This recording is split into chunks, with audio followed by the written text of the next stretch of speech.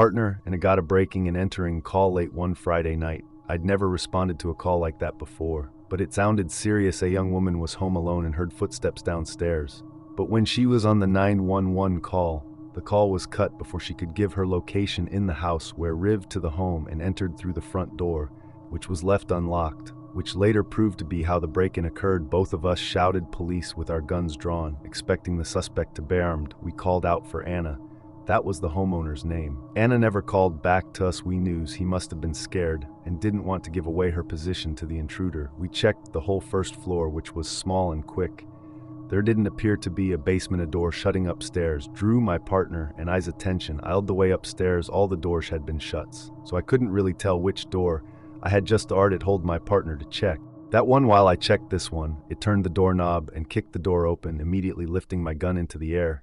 It was a dark, empty room. I heard breathing in this room, though it sounded like a woman's breathing. I looked at the closed door, which was slid slightly open, and eyes a wolf, a face, mostly someone's eye, peeking through the opening. Resting assured it was Anna.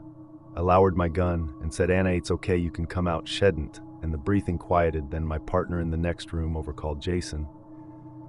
I found her. My feeling in that room suddenly went for Matt. Eased tore ready to throw up. I raised my gun again and yelled, "Come out of the close." They did not obey. So I called my partner and he turned on the light, and we opened the close together to see this disheveled drug, that woman holding one of Anna's kitchen knives with two guns pointed at her. She dropped the knife and Webb brought her into the precincts. Thank God I was stationed in a safer area of town the next year, and I haven't gotten any breaking and entering calls since then. Story 2. As a state trooper for 15 years, I've experienced my share of close calls and uncomfortable situations. This happened over a decade ago when I was still relatively new to the job. I was on night patrol on an interstate about 2:30. I usually had my car parked near a bush to hide myself from view from oncoming speeding cars, but at this hour I didn't really try to hide too much. I was moving my car and pulled into a gas station that sat on the side of the interstate. It was closed, not because it was late, but rather it was temporarily out of service. I noticed two cars parked in the lot next to each other. There was nothing immediately suspicious about this, but I kept my eye out just because strange things happened at this hour. I parked my car in a way that I could watch the interstate as well as these two parked cars. I realized that I didn't see anyone in either of those cars, though. Now this was quite suspicious. The station was closed, and there were now workers here. I exited my car with my hands on my belts and approached the two cars. It tapped on the windows for the both of them. Nobody in either of them, as he suspected. I began to walk around a lot. The occasional car zipped on the interstate. I went up to the glass of a closed gas station and knocked on it. It turned around, dumbfounded. Whose cars were these? Just as I imagined, they could be in the woods somewhere. I heard someone running from around the building and asked for my help. He was some young 20-something-year-old man like me. The time he said his car wouldn't start and needed help. Now, I told him right away that I was no mechanic and that he'd need to call a towing company, but he practically begged me to just check under the hood for a second. He ran to his driver's side and popped the hood.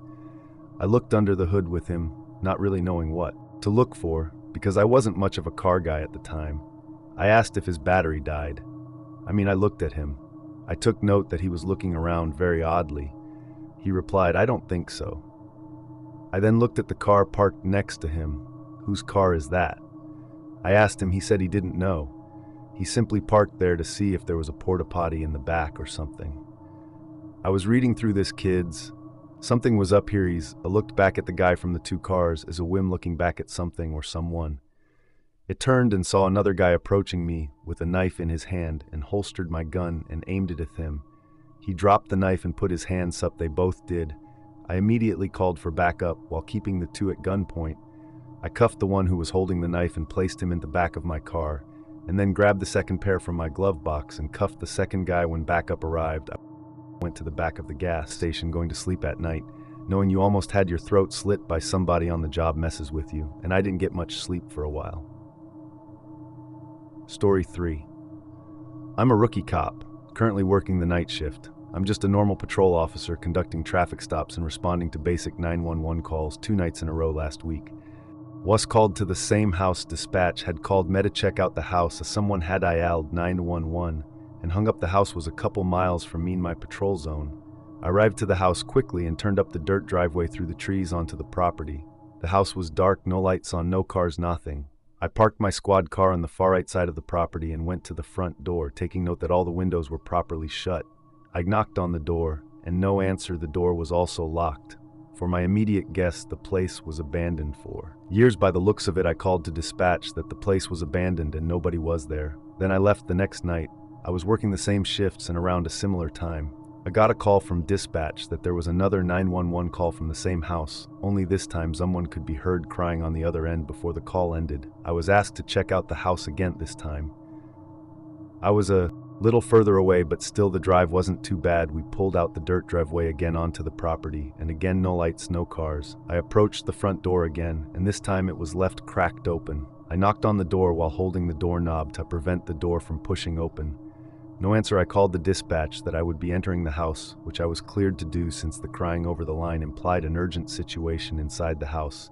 I drew my gun and entered the house. It tried to find a light switch. Without luck, I had my gun in one hand, and now my flashlight in the other. The house was mostly silent. Besides this sound coming from behind a closed door, the basement door, they called the dispatch for backup, and whisper the sound coming from down in that basement was at twin like a dial tone of a phone. I started walking down the stairs as quietly as possible. I got to the bottom and followed the noise of the dial tone to an old early 2000 style landline speakerphone. The phone was off the hook, and it was playing the dial tone on speakerphone. I put the phone on the hook to silence the noise, and it was almost as if it were planned to happen like this. As soon as the phone hit the hook, I heard a muzzled laughing type noise in the far corner of the basement. It turned around, and there was some guy standing opposite me in the basement with his hand over his mouth, and he appeared to be laughing, but it wasn't this genuine laugh. It was more like a sickly, mentally unstable laugh. The guy was holding something in his other hand. I couldn't see what it was at first. When he raised his hand up to his head, I realized he was holding a revolver. I aimed my gun at him and yelled to drop the weapon. He paused as she had his revolver to his head, apparently about to pull the triggers. I shot him in the arm twice, causing him to drop the gun. He screamed in pain as I cuffed him and brought him upstairs. I requested a medical team at once. A second squad car pulled up, as did an ambulance a few minutes later. The scariest part about this for me was not that I had to shoot a man in the arm twice, that I was mere seconds away from seeing a man spray his brains out onto the wall. Story 4. My partner and I got a radio call of a welfare check, which is just to check on the welfare of a person. A woman's ex-boyfriend called because he received text from his ex stating that she wished it had never ended and that she could no longer goon without him. We get to the place, knock, pound at sea. No answer. We call the number the ex provided and get an answer and a hang-up. So we hear it from the outside window and know she's in there. Say we're going to break the door down. If she doesn't answer, we hear some slurred mess of speech to her unlocks but doesn't open. We open the door to Vinda. Young woman, wet, naked, pale shell and swaying in one spot, her hands bleeding. We call her skew ambulance. And she's off to the hospital now. To the creepy part, none of the lights would turn on. So we conduct a safety search and find candles lit in the bedroom and bathroom. On the walls were Bible scriptures written in her blood and a tub of brown water. The water being mixed with old blood. How she survived? Because that water was dark. She had been sitting in it for approximately 3 to 4 hours. Story 5. Before getting transferred to a different county, I used to work as a police officer in Burlington, New Jersey. Burlington is not a safe place. They say that crime there is 88% higher than the rest of Jersey. Having worked there for I got to learn that firsthand. There would be a lot of break-ins, robberies, assaults, and after a while you'd get used to those calls. Sometimes you get pretty strange, unsettling calls, though this was one of the most. Burlington locals are familiar with the McNeil Mansion, a long abandoned mansion that sits right on the Delaware River. The home was constructed in 1894 to serve as a residence for Andrew H. and Neil, as well as his wife and 4 daughters. The house had been abandoned and left in a cave since 1974 and is now owned by the county. Sometimes there would be kids trespassing on the property. To check it out time past midnight, I was told over the radio by dispatch to investigate the property, as there was a report by a neighboring house that there were some people seen hopping the fence to the property. Upon entering the property, I noticed a light coming from inside one of the upstairs windows. Part of me inside died a little as I realized someone was in there, that it was my job to go in and get them out. I requested backup into my radio and stated I would be entering the mansion to pursue a trespasser. I scanned the outside of the house once more, looking for an entry point, and found one of the lower windows was smashed open and easily accessible, and that's how I made my way in right away. First thing I did was make my presence as a police officer known I was inside what appeared to once be the living room of the mansion, rubble covering the whole floor. Footsteps upstairs shouted again, expecting them to come down the stairs. They didn't then, it was my job to come up. I went up the stairway and started walking around. There is no way to hide my steps with all the litter and rubble on the ground. Something fall in a nearby room. This is when the worry and fear really started to kick in at this point. I had my hand on my gun holster ready to react, though let me tell you, having a gun doesn't make you feel invincible, shouted again to try and draw out the trespassers from the room. You ever heart had dumb overused quote. I didn't sign up for this in the movies. Well, I was pretty much feeling that exact way, stepped into the room that I thought was where the noise had echoed from. It was some small weird room with a bunch of windows with blurred glass film. There was as lighting close to door open about 3/4, so he had to be in there. It took out my pepper spray and gave one more warning that I was a police officer before yanking the clip. It was empty. This made no sense. I looked around the room in the windows and looked to an outside deck, and there was someone standing behind one of them. I couldn't see anything about their features other than the outline of their body. Then I realized there were people at the other windows. Maybe they were all looking at me through the window films, such a ghostly appearance they gave, like a picture from a kid's horror novel. I found the door to that deck in an adjacent room. When I stepped out, the 3 figures standing at the windows were gone. I didn't see any other way off the deck besides the door. I came out through. I saw the flashing lights of a police cart through a bunch of trees sparked on the same. Lotus, another officer announced his and his partner's arrival to me over the radio.